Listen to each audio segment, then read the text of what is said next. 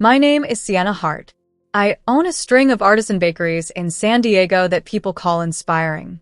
But there's one sound that can drag me straight back to being 8 years old. A phone ringing and ringing while I stand there frozen, already knowing the person on the other end wants something I should have been given decades ago. That day, my screen lit up again, and again with numbers I didn't save, but somehow recognized anyway. I let it ring. 5 minutes. 10. 30. I kept frosting cakes, checking ovens, signing invoices, acting like my hands weren't shaking. Because the last time I waited for those people, I was a little girl with a tiny suitcase sitting on a hard plastic chair in a place that smelled like bleach and old blankets, listening to adults promise they'd only leave me there for a little while. My mother took my brother. My father took my sister. And I was the one nobody had room to carry. Before everything fell apart, we looked normal from the outside. We lived in Tucson, Arizona, a sun-baked one-story house with a cracked driveway and a lemon tree that never gave enough fruit, but somehow still got watered every weekend. My mother, Marlene, worked at a public elementary school. My father, Daniel, managed shipping at a warehouse on the edge of town. My older brother, Owen, was the kind of boy adults called easy, smart, quiet, good at reading the room. My little sister, Chloe, was all curls and sticky fingers and questions. And me? I was the one in the middle, old enough to notice things, young enough to still believe love was supposed to be steady. There were pancakes on Saturday mornings, cheap folding chairs in the backyard while burgers burned on the grill. Movie nights where Chloe fell asleep halfway through and Owen pretended not to care when I tucked the blanket over both of us. For a while, home felt safe. Not perfect, but safe. Then my father lost his job. He said it was temporary. Then he said the company had restructured. Then he stopped saying much at all. My mother picked up extra hours, and the air in the house changed before I even understood why. Bills piled up on the counter. Whispered arguments became full-volume fights that leaked under doors and down hallways.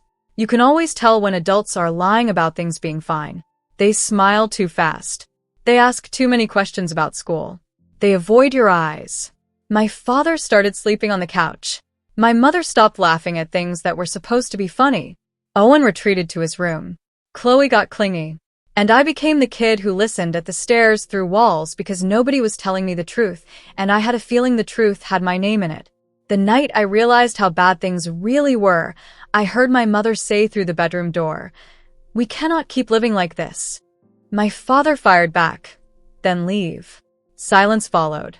Not calm silence, the kind that tells you something permanent has just entered the room. A week later, they sat us at the kitchen table and told us they were separating. Soft voices. Careful words. They said it wasn't our fault.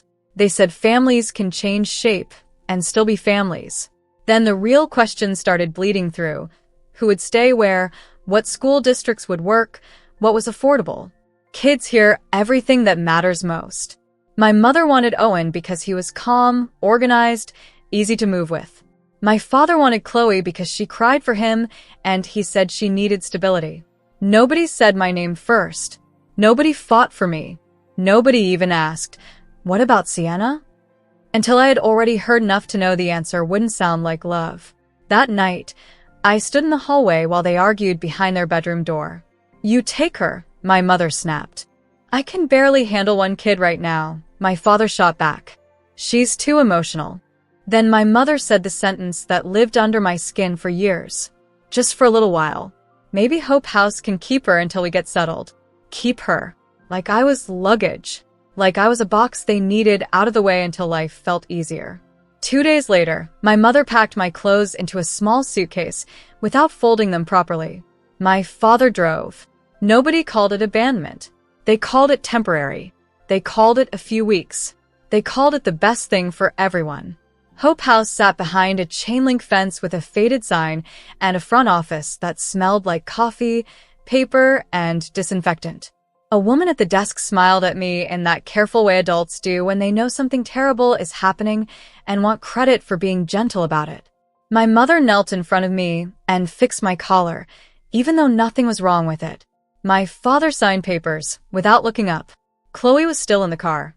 Owen had stayed home with my aunt. Nobody wanted the moment to feel real.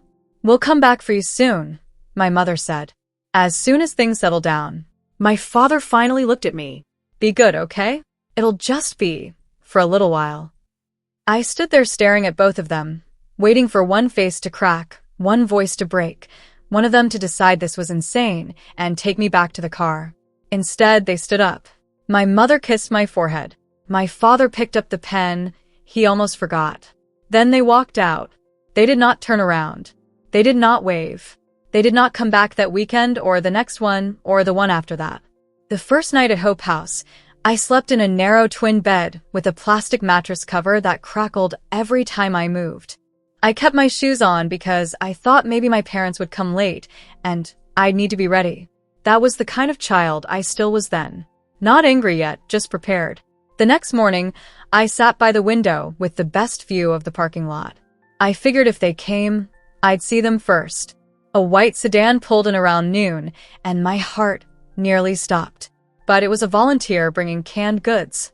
After lunch, a caseworker asked if I wanted to make a thank you card for my family for arranging safe care while they got back on their feet. I remember looking at her and thinking, "You don't know them at all." But I was 8 and scared, so I nodded and took the crayons. Every adult around me seemed more comfortable with the version of my story where I had not been left. So for a few days, I tried to live inside that version too. By the second week, even the staff stopped saying when your family comes back and started saying if there are updates. There's a big difference between those two kinds of sentences. One keeps a child breathing. The other teaches her not to expect air. I learned the routines fast because routines were safer than feelings. Wake up. Make the bed tight. Line up for breakfast. Keep your tray straight. Don't ask too many questions. Don't cry where the bigger kids can see you. Sadness made you a target. Kids who'd been there longer could smell fresh hope on you, and they hated it because they knew what came after it. One girl asked me on my 4th day, "Did they say they were coming back?" I nodded. She shrugged. "They always say that." Then she walked away like she'd just handed me a fact, not a blade. I stopped waiting by the window after that. But I still listened for footsteps. I still watched the front door every time it opened. I still believed certain sounds meant rescue. My caseworker, Ms. Bell, wore soft sweaters and spoke in a voice like she was trying not to wake a sleeping baby. She called my parents. She left messages. She mailed forms. She told me they were working through a lot. I learned later that both of them had moved quickly. My mother into a rental across town with Owen, my father into a friend's place with Chloe. They had managed to figure out life with the 2 children they wanted to keep. It was only me who had become too complicated. One afternoon, I heard Ms. Bell talking outside her office. She didn't know I was around the corner. She said, "We may need to transfer her into long-term foster placement if the family remains non-responsive." Non-responsive. That word changed me. It sounded so clean, so professional, so much nicer than abandoned. Around the same time, I learned my mother had told relatives I was staying with family friends while things got sorted out. My father told people I was in a special school program. Everybody got a lie that made them comfortable. I got a bunk bed and a locker with a broken hinge. The part that hurt most wasn't hunger or rules or even fear. It was invisibility. My brother and sister still existed in their new homes, rooms, routines, school mornings. They were still inside the story of the family, even if it had split in half. I was the part everyone had edited out. A child can survive a lot. What she cannot survive unchanged is the knowledge that when the adults in her life started making cuts, she was the easiest one to remove. At night, after lights out, I pressed my fist against my mouth to keep the sound in. I didn't want the other girls to hear me crying. I didn't want to sound like someone's still waiting. But deep down, I was still waiting. Waiting for one grown-up to realize they had left a living, breathing daughter in a place designed for children nobody came back for. Waiting for one call that would say there had been a mistake. Waiting to matter enough for someone to finally be ashamed. That call never came. The week my 9th birthday passed. No card, no cake, no voice from home. Something inside me went quiet. I stopped asking about updates. I stopped checking the parking lot. I stopped making excuses for people who had made a choice and then built a whole new life around pretending it wasn't a choice at all. That was the year I learned how to become useful. Useful children get noticed less. Useful children cause less trouble. Useful children survive longer. So I cleaned tables. I folded laundry. I helped younger girls tie their shoes. I swallowed every question that sounded too much like a wound. But even then, right before sleep, one thought would float up no matter how hard I pushed it down. My mother took my brother. My father took my sister. And nobody took me. When I left Hope House for foster care, I thought maybe that meant my life was moving forward. Kids in children's homes imagine foster families the way lonely people imagine miracles. A porch light, a woman who remembers your favorite cereal, a man who teaches you how to ride a bike. A room that smells like detergent and safety. What I got instead was a series of houses where I learned how many different ways people can make you feel temporary. My first placement was with a couple who already had 3 boys and took foster kids for the stipend. They weren't monsters. That almost made it worse. Monsters are easier to hate. These people were just indifferent in a way that hollowed you out slowly. My clothes stayed in trash bags for months. I slept on a fold-out couch in a den with no door. Every time relatives visited, I was told to make myself scarce. I became very good at disappearing before anyone had to ask twice. When they decided they were overwhelmed and wanted to focus on their real family, that phrase stayed with me for years. I was moved again. My second placement had too many kids and too few adults paying attention. Food vanished fast. Privacy didn't exist. School changed again, and with it the whole exhausting ritual of being the new girl with no clean answer when teachers asked where home was. I got good grades when I could because being smart was the one thing that still felt like mine. Then came the foster mother, who specialized in polished cruelty. In public, she baked casseroles for church drives and called every child sweetheart. In private, she knew exactly where to press. Maybe if you were easier to love, somebody would have kept you. She never hit me. She didn't have to. She went after the part of me that still hoped I had been worth staying for. By then I had learned an ugly truth. Once a child has already been abandoned, the world assumes she can absorb a little more damage. Adults read survival as strength.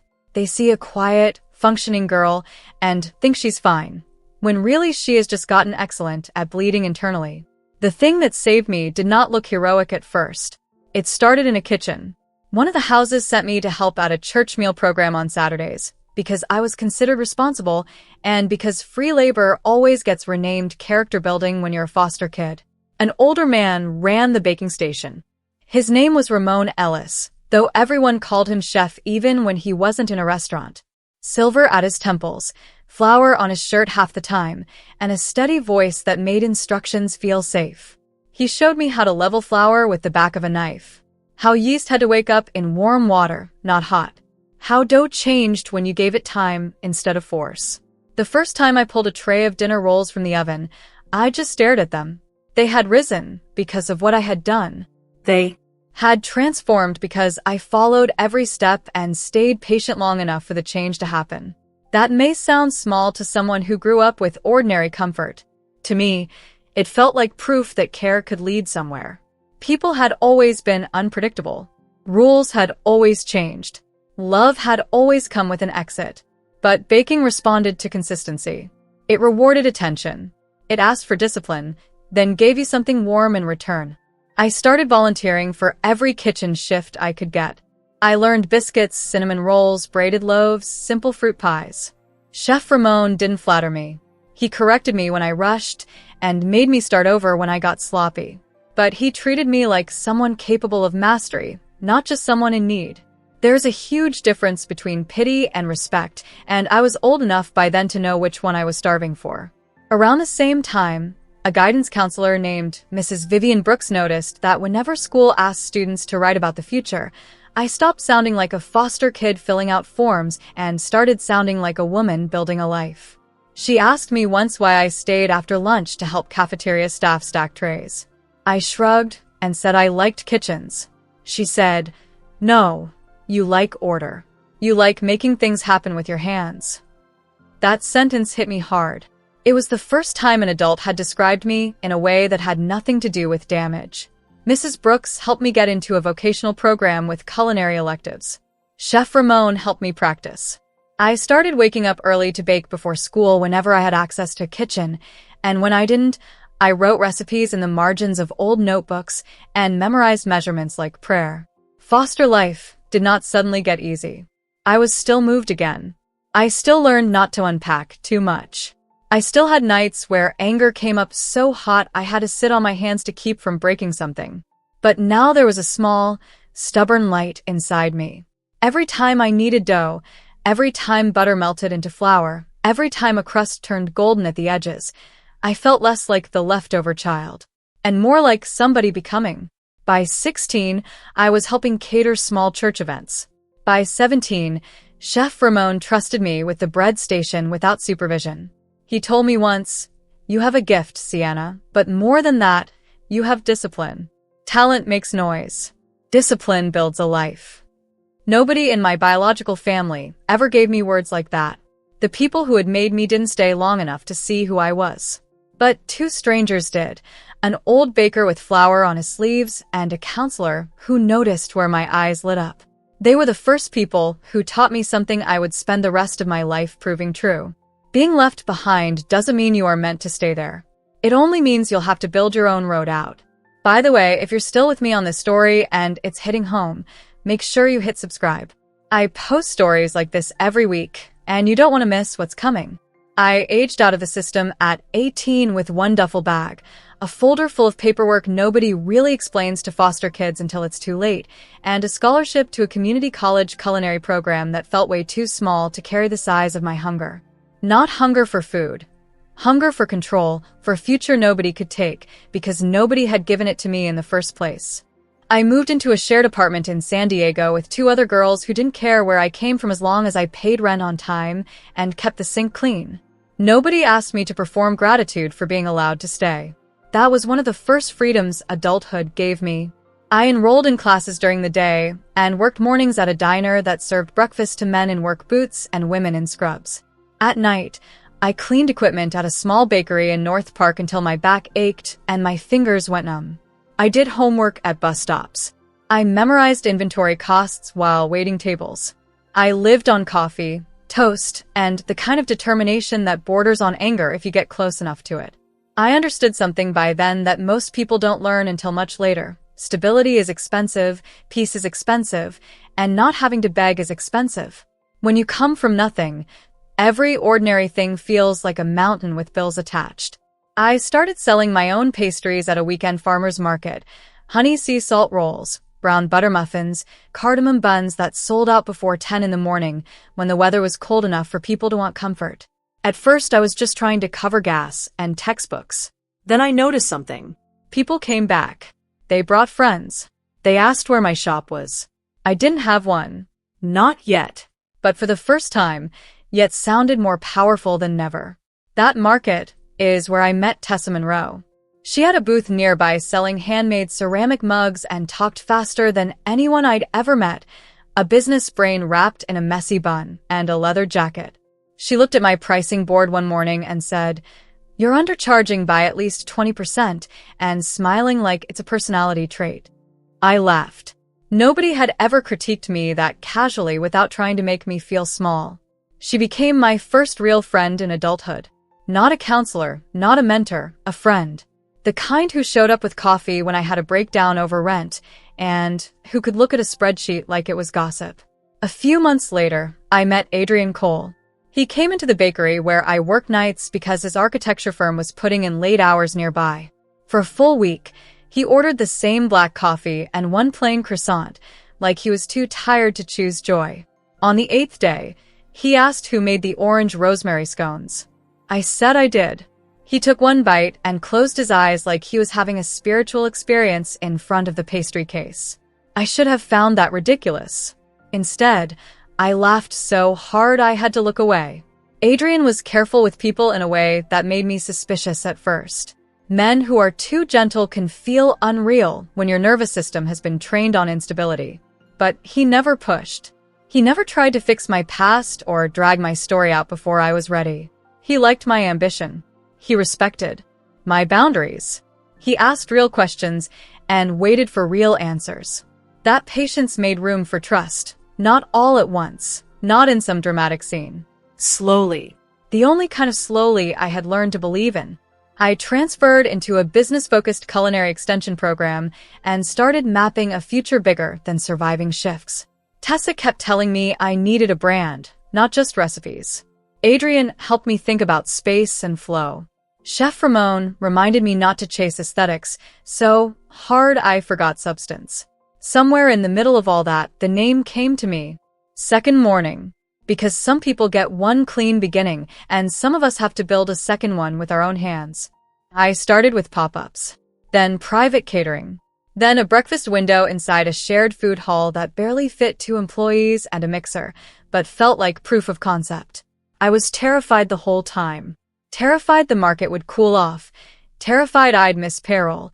Terrified every success was one misstep away from disappearing. But fear is different when it's riding next to purpose. It still talks. It just doesn't get to steer. The morning a local blog wrote that my cardamom buns were the best baked thing to happen to San Diego brunch culture in years, I cried in the dry storage room for 5 full minutes with a bag of flour under one arm, like it was a witness. It wasn't really about the blog. It was about the distance between that moment and the girl on the plastic mattress who had once believed she was too inconvenient to keep. I opened my first full store at 27. White tile, warm wood, open shelving, a long communal table because I wanted strangers to sit near each other and maybe feel a little less alone while eating something good. We hired 2 former foster youth in the first year because I knew exactly what it meant to age out with no network and nowhere soft to land.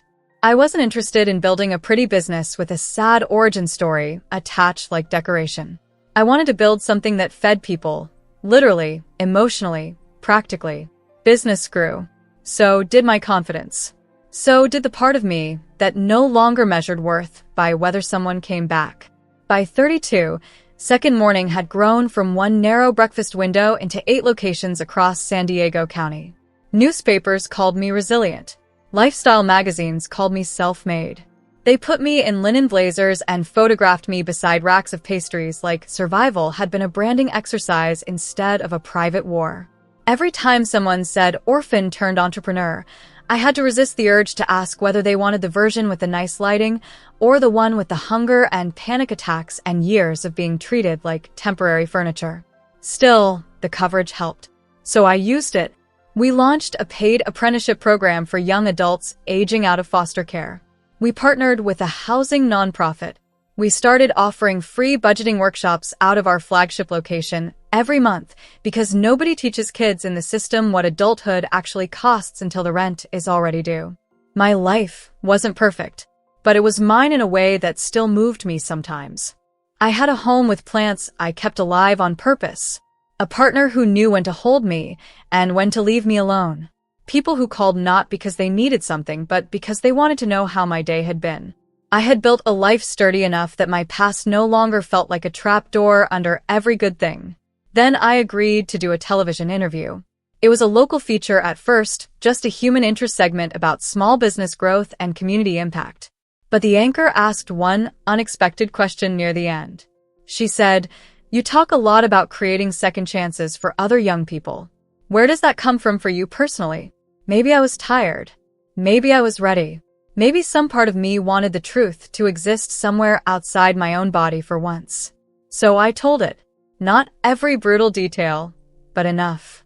I said I had been left in a children's home at 8. I said I spent my childhood moving through the foster system.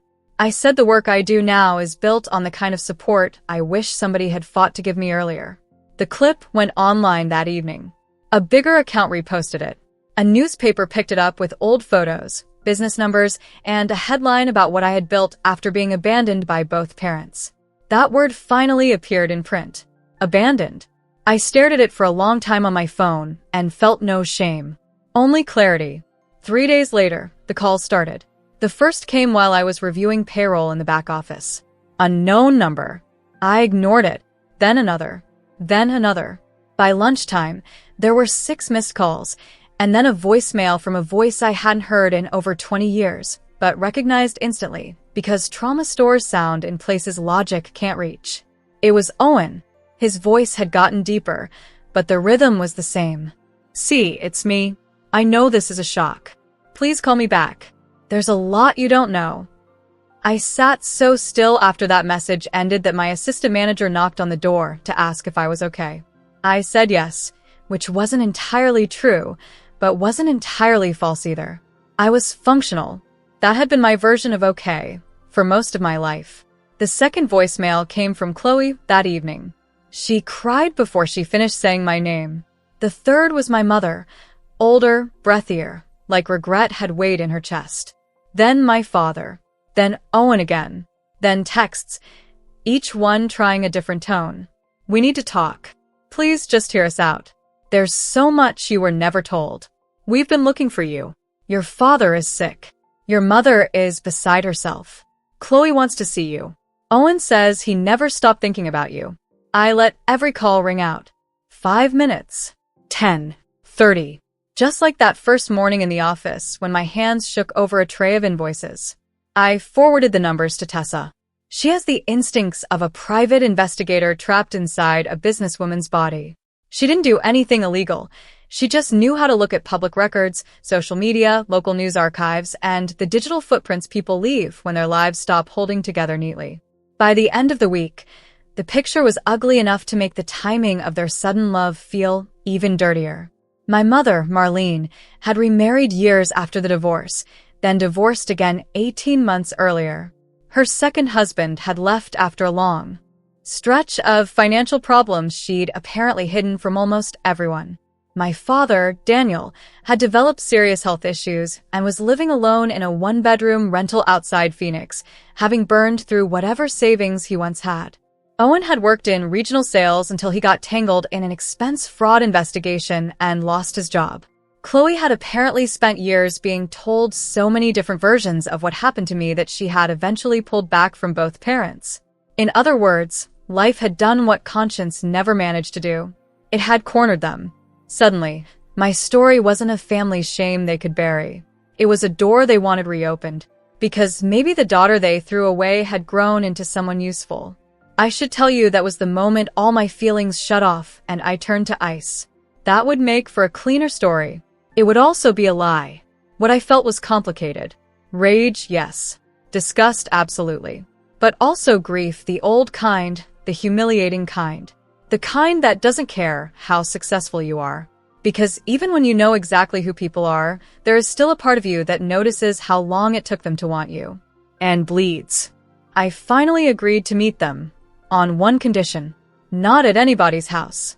Not in Arizona. Not over some sentimental family meal where they could act like memory was the same thing as repair. I told them to come to San Diego and meet me after closing at my flagship store.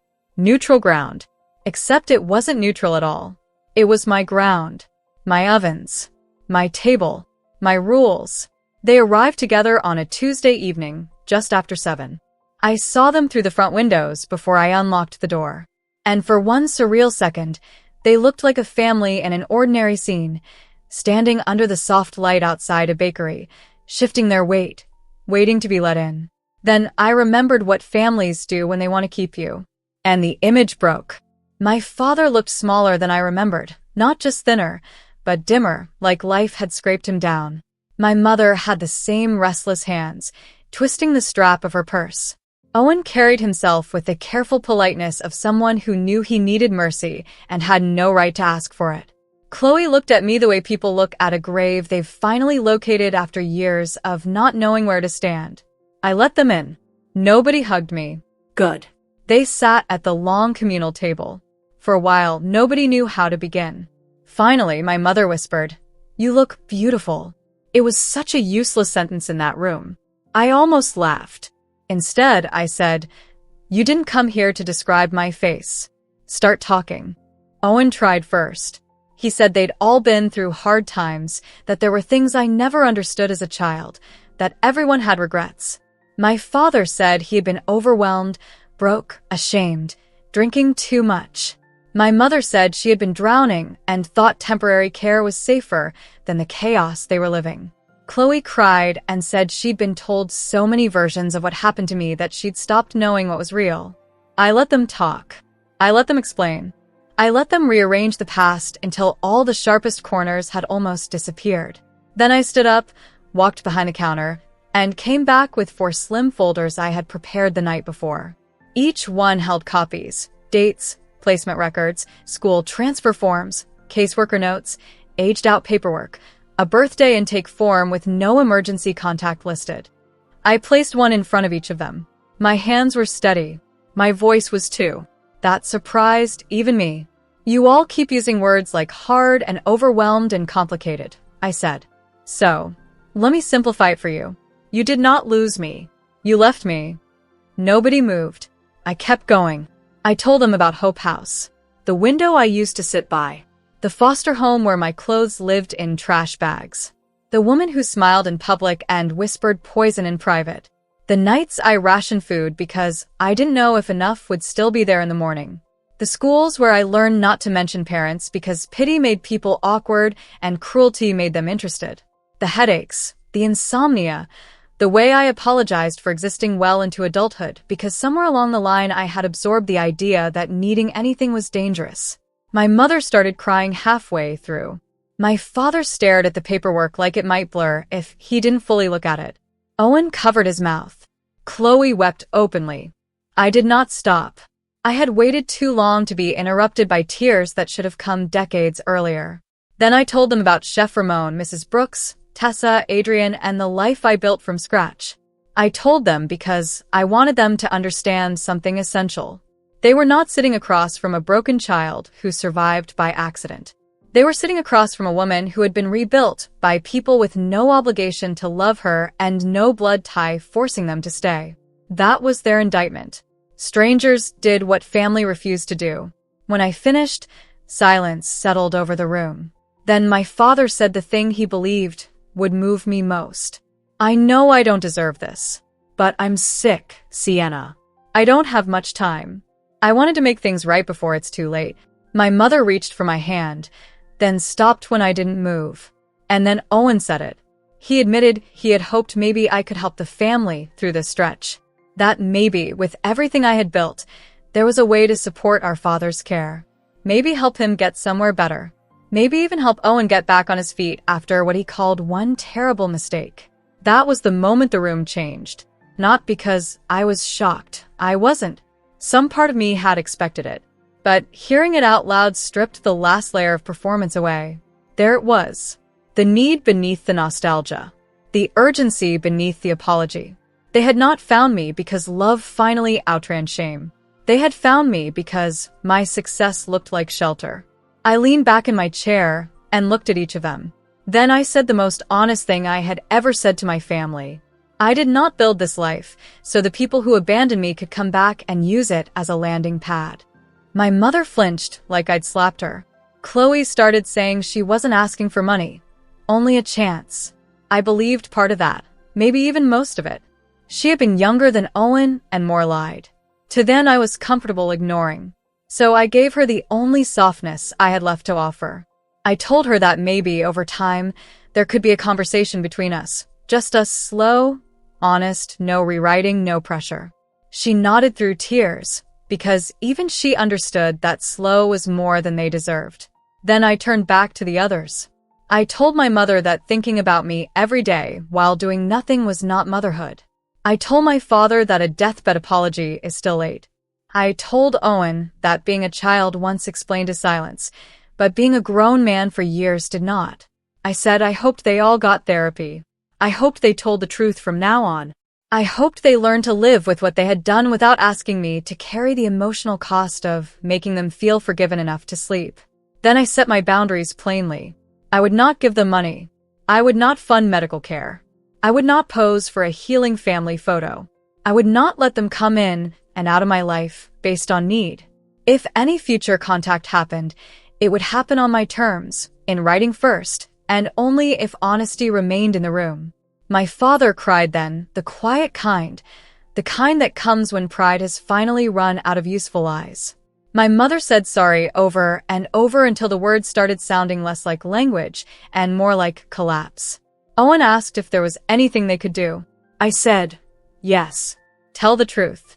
Tell everyone who still believes your cleaner version of the story exactly what you did. Stop calling what happened a misunderstanding. Stop hiding behind the word temporary. Say it correctly for once. You left your daughter in care and built new lives around her absence. That is the truth. Live with it. They stayed another 20 minutes. Nobody touched the coffee I offered out of habit. When they left, I locked the door behind them and stood alone in the quiet bakery. Lights low, the smell of tomorrow's dough cold fermenting in the walk-in. Adrian arrived 10 minutes later. Tessa had texted him when the meeting started. He didn't ask me whether it went well. Smart man. He just opened his arms and I stepped into them. I wish I could tell you that was the end. But endings like that are never one clean cut. There were follow-up emails, a letter from my mother, one from Owen, a shorter one from my father after a hospital stay. Chloe and I exchanged a few careful messages over the following months. Nothing dramatic, nothing warm too quickly. Just truth, finally used for something other than delay. But the real revenge, if you want to call it that, had already happened. Not because they suffered, though they did. Not because I made them hurt, though I refused to soften what they had done. The real revenge was this. They saw exactly what I became without them. The life, the work, the respect, the peace, the chosen family, the purpose. And they understood that none of it belonged to them. They were the fire, not the rebuilding. These days, part of every quarterly profit from Second Morning goes into a foundation that funds housing assistance, work training, and emergency grants for young adults aging out of foster care. I started it because no child should have to become extraordinary just to survive what adults failed to do. Children remember who stayed. They remember who made excuses. They remember which adults protected them and which ones protected their own comfort instead. And when those children grow up, they deserve more than empty apologies. They deserve safety. They deserve dignity. They deserve the right to set boundaries without being called cruel. I have forgiven some things, mostly, so I wouldn't have to keep drinking poison every time I remembered their names. But forgiveness is not access. Understanding is not reunion. Compassion is not a key to my front door. The little girl they left behind still lives somewhere inside me. I don't silence her anymore. I don't tell her to move on faster for other people's convenience. I listen to her. I protect her. I build a life big enough that she never has to sit by another window waiting for footsteps that won't come. And if there is one truth I hope you carry with you after this, it's that family is not proven by blood. Family is proven by who stays when staying is hard. So, I want to ask you something, and I mean this genuinely. What would you have done if you were sitting in that bakery across from them? Would you have opened that door at all? Tell me in the comments. I really want to know.